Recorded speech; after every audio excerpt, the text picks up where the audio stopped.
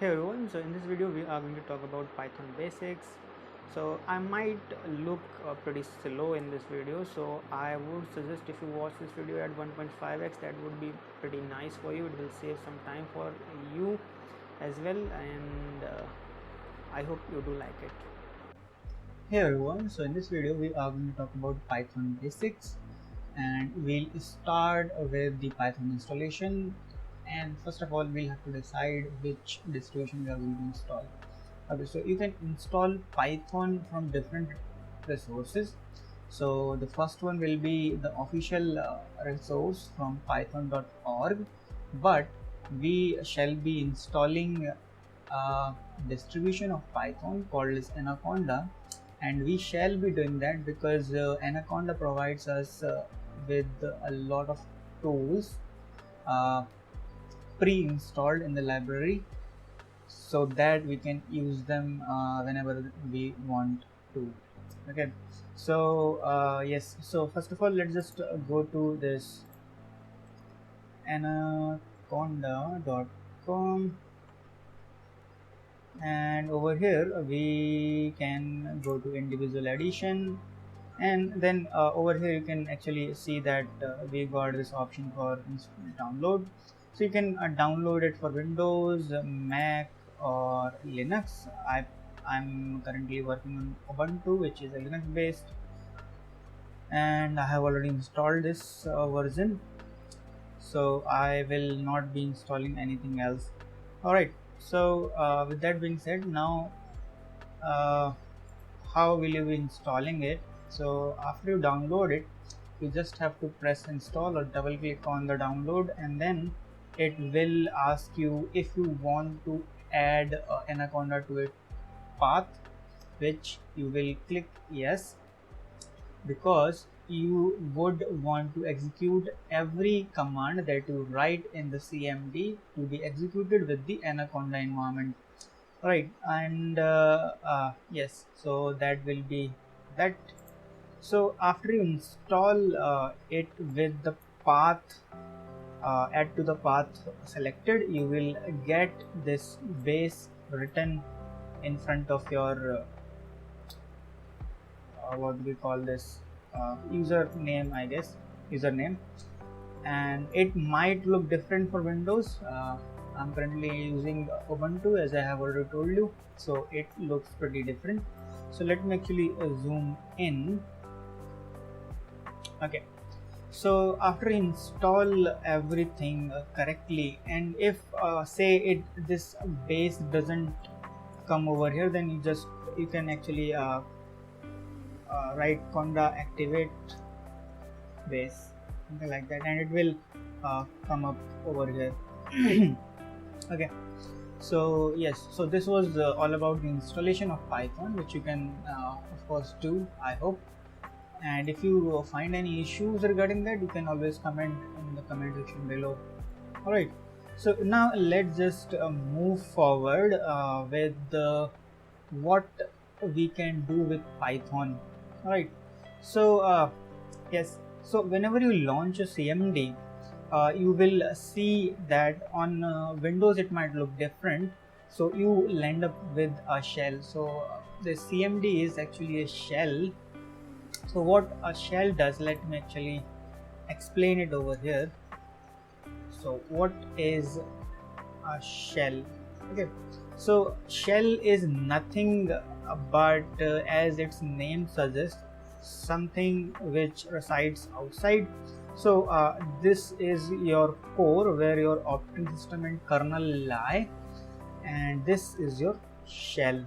Okay, so what this shell does is, it is a way to communicate with your operating system or the core.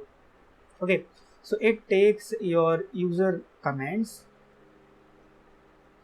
Okay, so it takes the user command and will directly send to the core, and core your operating system or the kernel will execute the user commands that are given by the user or by you. Right, so the job of shell is also to identify if the user commands written over it are correct or not, and if those commands are incorrect, what this shell does is it tells the user or returns an error message. Otherwise, what will happen is this erroneous code will go inside the core and it might create problems for your operating system, which you wouldn't want to do. Alright, so this is all about shell. So your shell, whenever you launch a CMD, you will launch a shell. Then whenever you type Python in your shell, it will launch another shell inside the shell, and this shell will be your Python shell. So if you just type Python, you will see these kind of 3 arrows, and then you kind of confirm that you are inside a Python shell, right?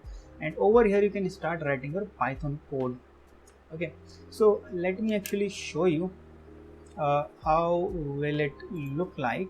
So say you type Python, then as you can see over here, I have launched it with these 3 arrows, and it tells me that it is Anaconda Inc. on Linux. Alright, so this is your Python shell, but we won't be using this Python shell.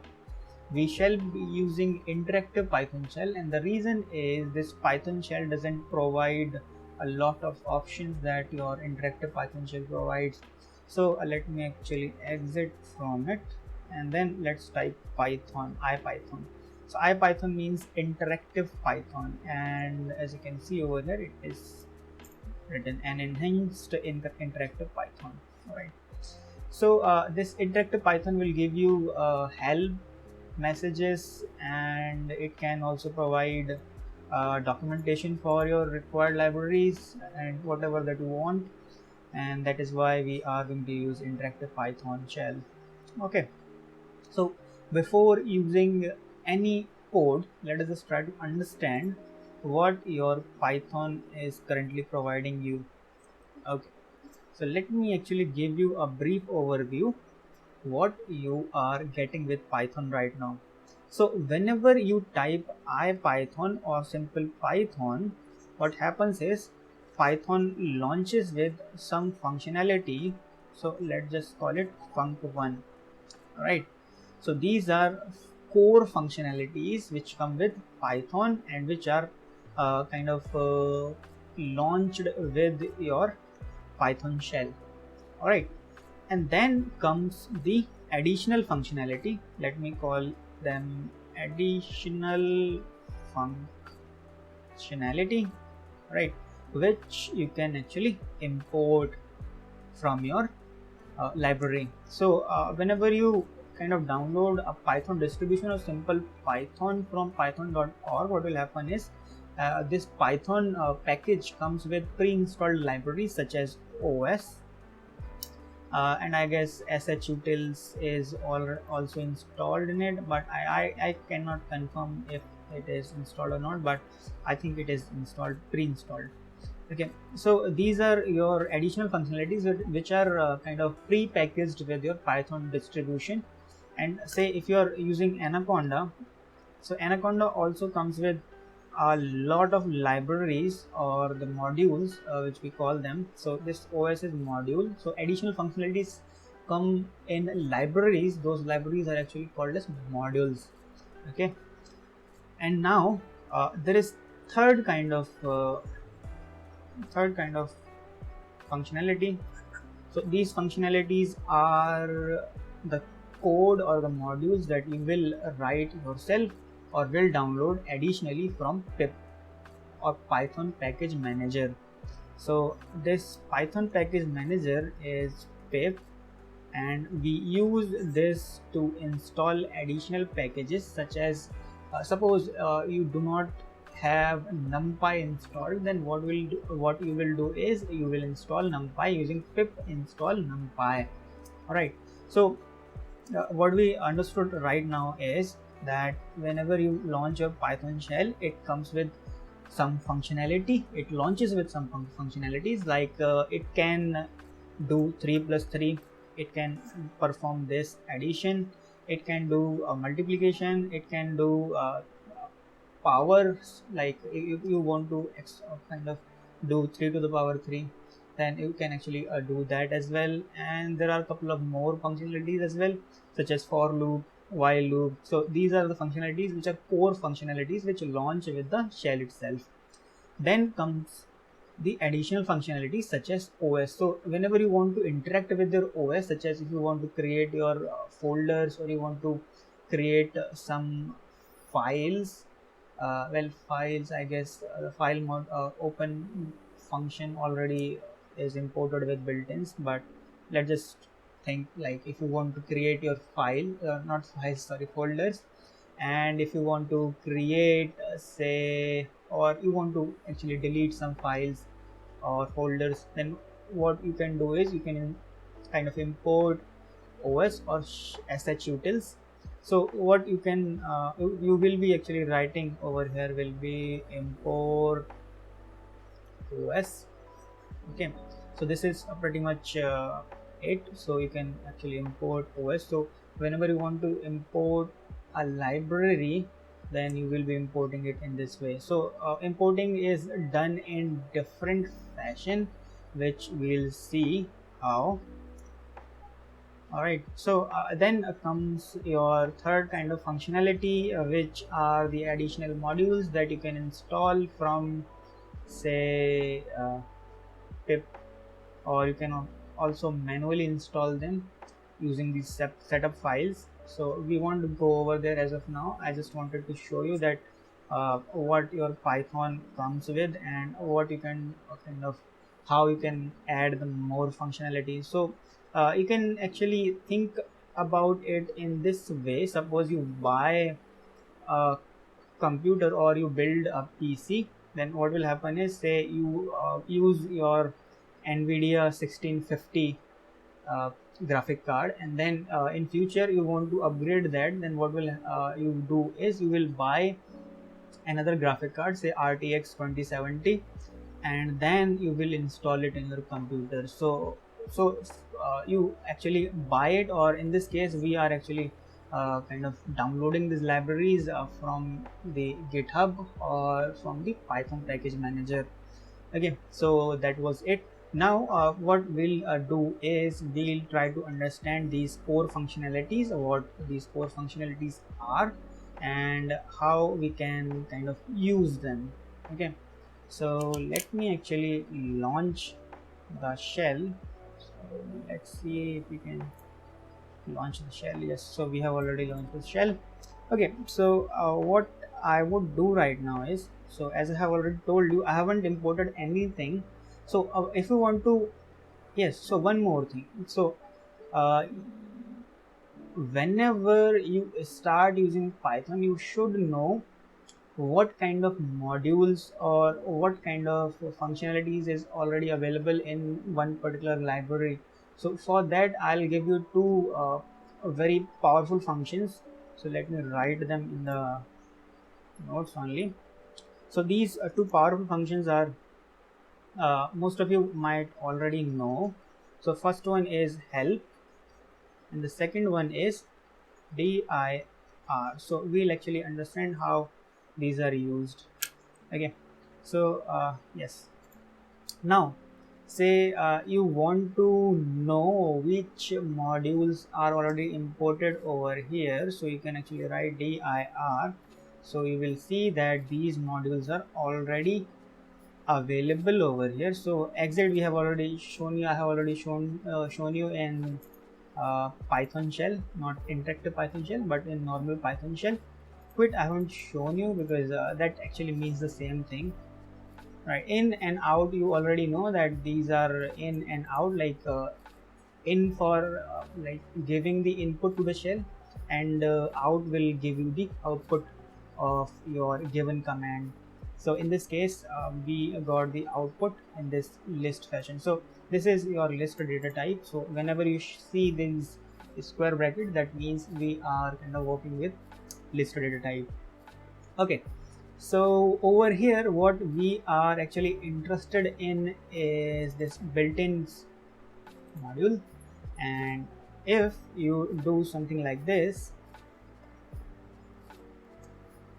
built-ins, okay, what happened will yes, built-ins.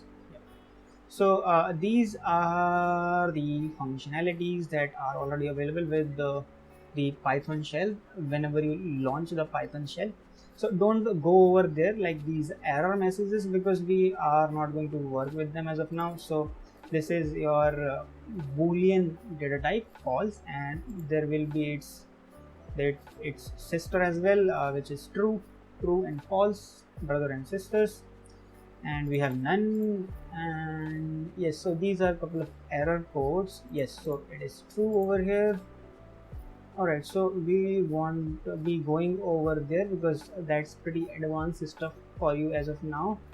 Yep, so now over here you can actually see that we have absolute, all, any, ASCII, bin means binary, boolean, breakpoint, byte array, bytes, callable, chr, I guess it is character, it means character, compile, complex, copyright, and okay. You get the idea that these are the functionalities which are already available with Python. Okay, so yes, so over here you will actually see that we should have this for loop as well. Where is for? Where is for? For is also inbuilt functionality, so it must be somewhere over here, but I cannot see it over here. So maybe it must be in another uh, kind of module or something like that. Okay, so I have told you about dir. Now let me actually tell you about help. Okay, so these are the functions or the functionalities which are already available with Python shell. So suppose if you want to know about ABS, that is absolute, so what you will do is you will do help ABS and then enter. So it will tell you that absolute is used to return the absolute value of the argument. In this case, say if you have a plus or a minus number, it will just give you the absolute value of it, which will be the number itself. That means say you write minus 10, then it will return 10, because 10 is the absolute value of minus 10. Okay, and in similar fashion you can actually see that we have sum, we have super. So super is pretty advanced, for we'll talk about it in classes when we'll deal with the advanced Python stuff. Okay, so we have gyp. So gyp is to take two list or array type data types and combine them in one. Yes, so yes, so then we have range. So we'll also learn about using range. So this is power, as I have already told you that you can actually calculate the power. So just suppose that I don't know how to use power, then what I'll do is I'll write help power. Then it will tell me that you can write it in this fashion, write the base and then exponent. Okay, and it also tells you that this is the fashion it will calculate the answer. All right, so let us just suppose that I want to do 2 to the power 3, then it will return 8, and which is the correct answer. And this can also be kind of done in this fashion, so it will also return you the same thing. And you will understand this kind of functionality in the classes when I'll tell you about operator overloading. So this is an operator, and which is actually overloaded with this. Okay, so this is actually another dunder method that you will learn in advanced Python stuff. Okay, alright, so we have this print as well over here. So what print actually does is it actually prints anything. So say you want to write your first Python program, you can just write hello world and close the bracket, and it will just print hello world. Alright, so I have told you about how you can kind of do stuff with interactive shell, but I haven't actually told you about how to write in any IDE. Okay, so I actually prefer Visual Code Studio, and if you want to download it, then you can actually search on Google and download it for your uh, operating system. But as of now, I want to be using Visual Code Studio because I just want to create some simple program, and for that I'll use a Nano. Okay, so let me actually write first .py. So your all your Python files add end with Python extension or py extension, and if you go into it, then I can actually write a simple hello world program. So let's just write hello world with exclamation marks, and let's go out. And then to run these files, you will have to type Python and then the name of the file. So let's write first.py, and then you get your hello world return. Okay, so we have talked about pretty normal stuff. Now actually, let me actually show you how you will import the modules. Okay, so let us just go to the interactive shell, and I have told you that you can actually import the modules using import statement. So import is again your inbuilt functionality which launches with your Python shell. All right, so say I want to import OS, so I can import OS. Now yes, so one more thing you will have to understand is Python is an object-oriented programming language. That means everything that you kind of import in Python or you create in Python, like if you create an object in Python, it has two things. It has properties and it has methods. Okay, so properties are the things which define something, such as say you create a number or integer, uh, let's call it a equals 10. So 10 is its property, and now if you want to kind of grab what is the bit length of a, then a dot bit length, so bit length will be the method. So methods are nothing but you can actually think about them like your eyes. So say your eyes are black or brown or blue, whatever it may be, and that color is the property of the eyes, but the functionality will be to see. Okay, so this is the same with your Python objects. So in Python, as I have already told you, we have two things for the objects. One is property and the second one is the methods. Okay, which we'll actually learn a lot about in advanced Python. Okay, so whenever you want to kind of call your methods, what you will do is you will do os dot, and then you can actually press tab. I prefer pressing tab, and after that you will see that it gives me a lot of options. I haven't used uh, all of them. Okay, I just use whatever that is necessary for me. So I haven't used, like I haven't even touched more than 90% of these options. I maybe I would know around 2 or 3% only. Okay, so this system is pretty important or interesting. I wouldn't go over it as of now, but let's just let us just try to understand it. So what this system does is it executes the shell command that you will kind of run in your normal operating system, such as if I launch this terminal. Okay, so this is my normal terminal, which is bash shell. This is born again shell, and whatever command that I can execute over here, I can write it over in this systems method, and that command will be executed. So I won't be going over it as of now because it will be an advanced system for you. Okay, then we come with commenting. Okay, so whenever you start writing programs, okay, you should know what your code is doing. So for that purpose, what we actually do is we try to write about our code or whatever that we have wrote. In front of it we write a comment saying that this code is doing something like this. Okay, so say I write a equals 10, then I'll come over here and write store 10 in a. So this will be my comment over here.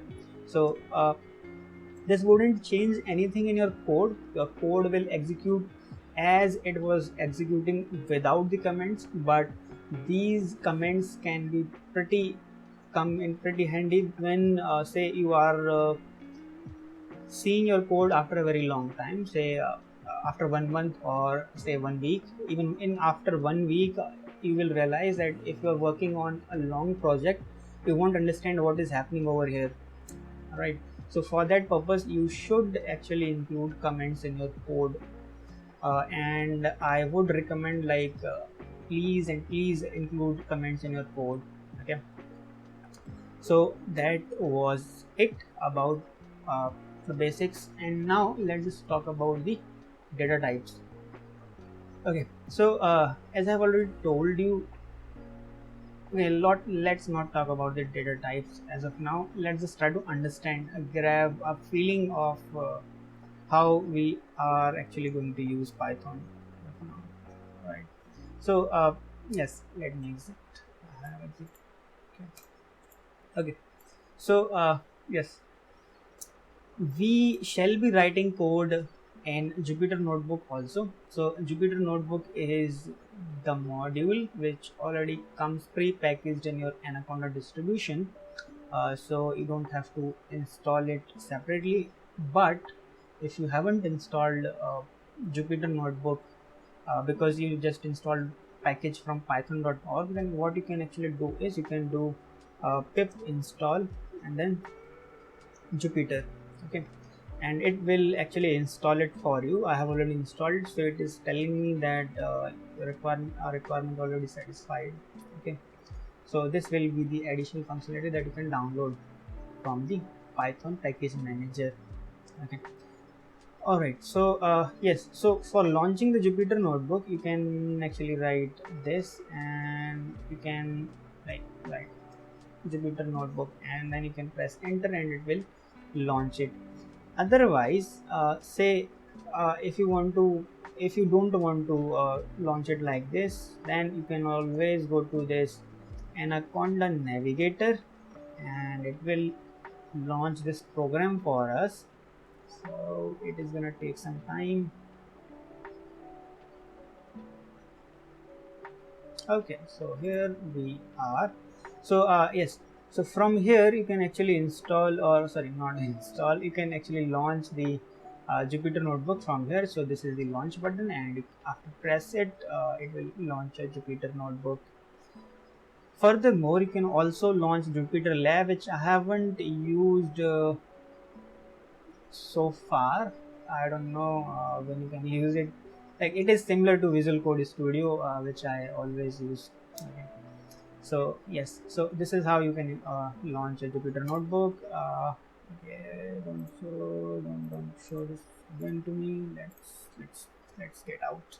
Okay, so yes, so after launching this Jupyter Notebook, yes, so let me actually give you some features of Jupyter Notebook as well.